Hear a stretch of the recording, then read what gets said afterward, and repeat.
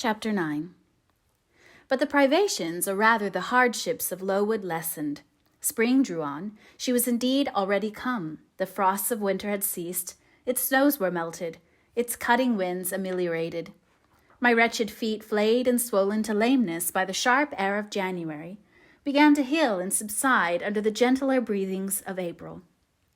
The nights and mornings no longer, by their Canadian temperature, froze the very blood in our veins. We could now endure the play hour passed in the garden. Sometimes, on a sunny day, it began even to be pleasant and genial, and a greenness grew over those brown beds, which, freshening daily, suggested the thought that hope traversed them at night, and left each morning brighter traces of her steps. Flowers peeped out amongst the leaves, snowdrops, crocuses, purple auriculas, and golden-eyed pansies. On Thursday afternoons, half-holidays, we now took walks and found still sweeter flowers opening by the wayside under the hedges. I discovered, too, that a great pleasure, an enjoyment which the horizon only bounded, lay all outside the high and spike-guarded walls of our garden. This pleasure consisted in prospect of noble summits girdling a great hill hollow rich in verdure and shadow, in a bright beck full of dark stones and sparkling eddies. How different had this scene looked when I viewed it laid out beneath the iron sky of winter, stiffened in frost, shrouded with snow, when mists as chill as death wandered to the impulse of east winds along those purple peaks and rolled down Ing and Holm till they blended with the frozen fog of the beck. That beck itself was then a torrent, turbid and curbless. It tore asunder the wood and sent a raving sound through the air, often thickened with wild rain or whirling sleet, and for the forests on its banks that showed only ranks of skeletons. April advanced to May. A bright, serene May it was. Days of blue sky, placid sunshine, and soft western or southern gales filled up its duration. And now vegetation matured with vigor. Lowood shook loose its tresses. It became all green, all flowery. Its great elm, ash, and oak skeletons were restored to majestic life. Woodland plants sprang up profusely in its recesses. Unnumbered varieties of moss filled its hollows, and it made a strange ground sunshine out of the wealth of its wild primrose plants. I have seen their pale gold gleam in overshadowed spots, like scatterings of the sweetest luster. All this I enjoyed often and fully, free, unwatched, and almost alone. For this unwonted liberty and pleasure there was a cause, to which it now becomes my task to advert. Have I not described a pleasant site for a dwelling, when I speak of it, as bosomed in hill and wood and rising from the verge of a stream? Assuredly pleasant enough, but whether healthy or not is another question. The forest-dell where Lowood lay was the cradle of fog and fog-bred pestilence, which, quickening with the quickening spring, crept into the orphan asylum, breathed typhus through its crowded schoolroom and dormitory, and ere May arrived, transformed the seminary into a hospital. Semi-starvation and neglected colds had predisposed most of the pupils to receive infection. 45 out of the 80 girls lay ill at one time. Classes were broken up, rules relaxed. The few who continued well were allowed almost unlimited license, because the medical attendant insisted on the necessity of frequent exercise to keep them in health, and had it been otherwise, no one had leisure to watch or restrain them. Miss Temple's whole attention was absorbed by the patients. She lived in the sick room, never quitting it except to snatch a few hours' rest at night. The teachers were fully occupied with packing up and making other necessary preparations for the departure of those girls who were fortunate enough to have friends and relations able and willing to remove them from the seat of contagion. Many, already smitten, went home only to die. Some died at the school and were buried quietly and quickly, the nature of the malady forbidding delay. While disease had thus become an inhabitant of Lowood, and death its frequent visitor, while there was gloom and fear within its walls, while its rooms and passages steamed with hospital smells, the drug and pastille striving vainly to overcome the effluvia of mortality, that bright May shone unclouded over the bold hills and beautiful woodland out of doors. Its garden, too, glowed with flowers. Hollyhocks had sprung up tall as trees, lilies had opened, tulips and roses were in bloom, the borders of the little beds were gay with pink thrift and crimson double daisies. The sweet briars gave out morning and evening their scent of spice and apples, and these fragrant treasures were all useless for most of the inmates of Lowood, except to furnish now and then a handful of herbs and blossoms to put in a coffin. But I and the rest who continued well enjoyed fully the beauties of the scene and season. They let us ramble in the wood like gypsies from morning till night. We did what we liked, went where we liked. We lived better, too. Mr. Brocklehurst and his family never came near Lowood now. Household matters were not scrutinized into. The cross housekeeper was gone, driven away by the fear of an infection. Her successor, who had been matron at the Lowood dispensary, unused to the ways of her new abode, provided with comparative liberality. Besides, there were fewer to feed. The sick could eat little. Our breakfast basins were better filled. When there was no time to prepare a regular meal, which often happened, she would give us a large piece of cold pie or a thick slice of bread and cheese, and this we carried away with us to the wood, where we would each chose the spot we liked best and dined sumptuously. My favorite seat was a smooth and broad stone, rising white and dry from the very middle of the beck, and only to be got at by wading through the water, a feat I accomplished barefoot. The stone was just broad enough to accommodate comfortably another girl and me. At that time my chosen comrade, one Mary Ann Wilson, a shrewd, observant personage, whose society I took pleasure in, partly because she was witty and original, and partly because she had a manner which set me at my ease. Some years older than I, she knew more of the world and could tell me many things I liked to hear. With her my curiosity found gratification. To my faults also she gave ample indulgence, never imposing curb or rein on anything I said. She had a turn for narrative, I for analysis. She liked to inform, I to question. So we got on swimmingly together, deriving much entertainment, if not much improvement, from our mutual intercourse. And where meantime was Helen Burns? Why did I not spend these sweet days of liberty with her?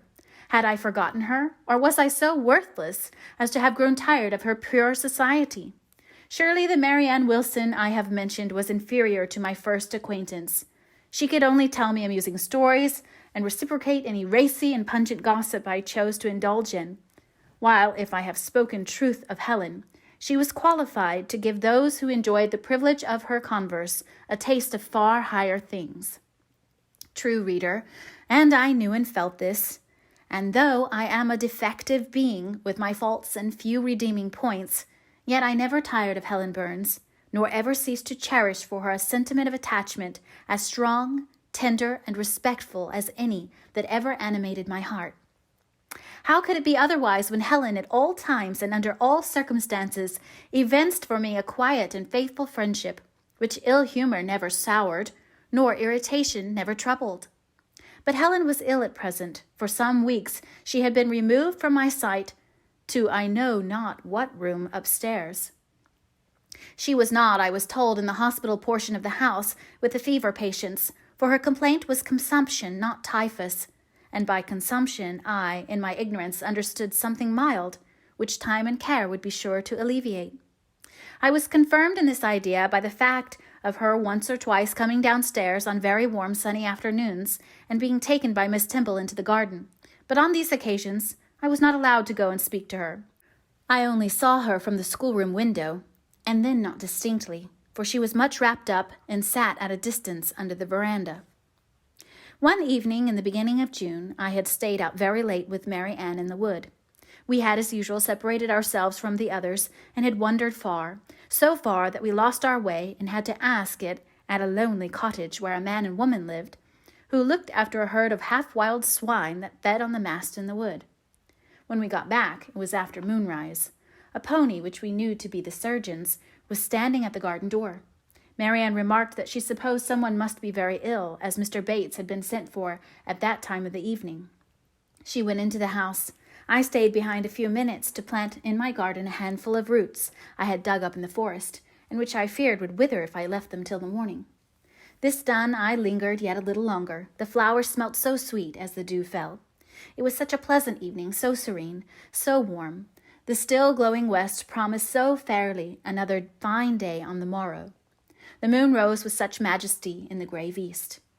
I was noting these things and enjoying them as a child might, when it entered my mind as it had never done before. How sad to be lying now on a sick bed, and to be in danger of dying. This world is pleasant.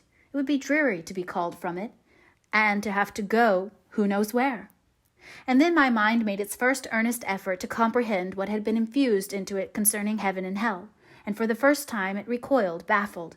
And for the first time, glancing behind on each side and before it, it saw all round an unfathomed gulf. It felt the one point where it stood, the present. All the rest was formless cloud and vacant depth, and it shuddered at the thought of tottering and plunging amid that chaos. While pondering this new idea, I heard the front door open. Mr. Bates came out, and with him was a nurse. After she had seen him mount his horse and depart, she was about to close the door, but I ran up to her. "How is Helen Burns?" "Very poorly," was the answer. "Is it her Mr. Bates has been to see?" "Yes." "And what does he say about her?" "He says she'll not be here long." This phrase, uttered in my hearing yesterday, would have only conveyed the notion that she was about to be removed to Northumberland, to her own home. I should not have suspected that it meant she was dying. But I knew instantly now. It opened clear on my comprehension that Helen Burns was numbering her last days in this world, and that she was going to be taken to the region of spirits, if such region there were.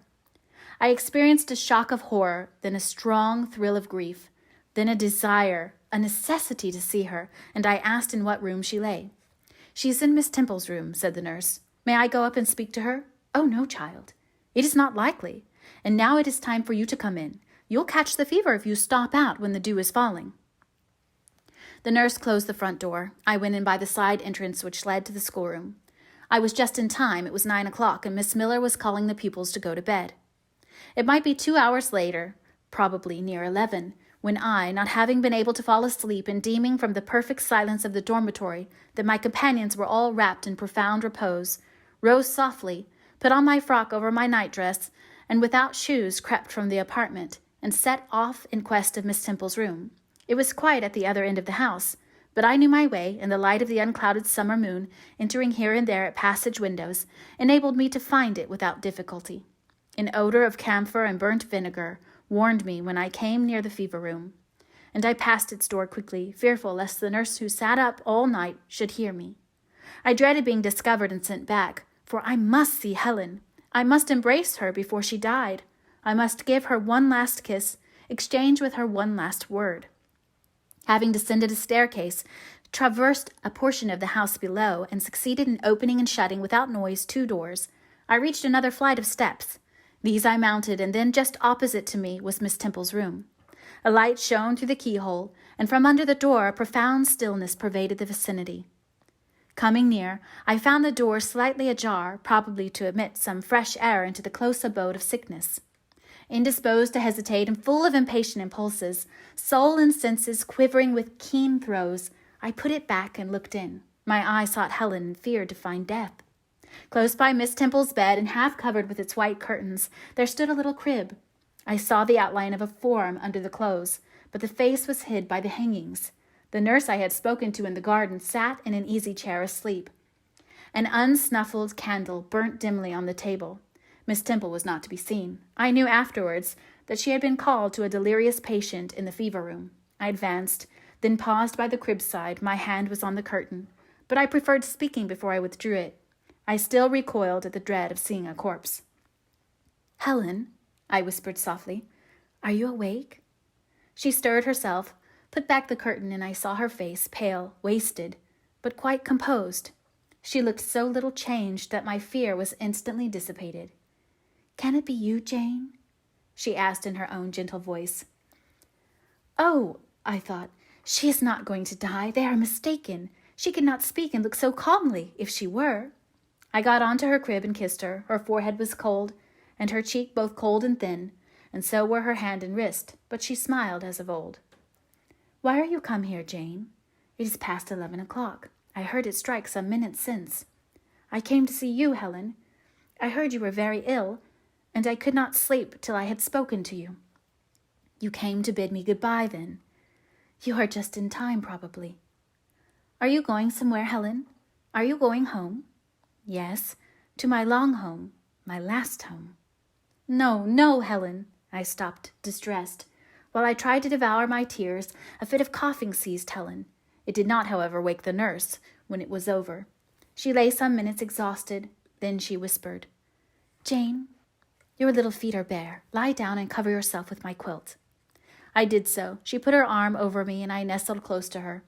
After a long silence, she resumed, still whispering, "I am very happy, Jane. And when you hear that I am dead, you must be sure and not grieve. There is nothing to grieve about. We must all die one day, and the illness which is removing me is not painful. It is gentle and gradual. My mind is at rest. I leave no one to regret me much. I have only a father, and he is lately married, and will not miss me. By dying young, I shall escape great sufferings. I had not qualities or talents to make my way very well in this world. I should have been continually at fault. But where are you going to, Helen? Can you see? Do you know? I believe. I have faith. I am going to God. Where is God? What is God? My Maker and yours, who will never destroy what he created. I rely implicitly on his power and confide wholly in his goodness. I count the hours till that eventful one arrives, which shall restore me to him, reveal him to me. You are sure then, Helen, that there is such a place as heaven, and that our souls can get to it when we die? I am sure there is a future state. I believe God is good. I can resign my immortal part to him without any misgiving. God is my Father. God is my friend. I love him. I believe he loves me. And shall I see you again, Helen, when I die? You will come to the same region of happiness, be received by the same mighty universal parent, no doubt, dear Jane. Again I questioned, but this time only in thought. Where is that region? Does it exist? And I clasped my arms closer around Helen. She seemed dearer to me than ever. I felt as if I could not let her go. I lay with my face hidden on her neck. Presently she said in the sweetest tone, "How comfortable I am. That last fit of coughing has tired me a little. I feel as if I could sleep. But don't leave me, Jane. I like to have you near me. I'll stay with you, dear Helen. No one shall take me away. Are you warm, darling? Yes.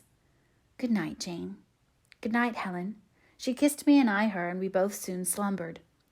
When I awoke, it was day. An unusual movement roused me. I looked up. I was in somebody's arms. The nurse held me. She was carrying me through the passage back to the dormitory. I was not reprimanded for leaving my bed. People had something else to think about.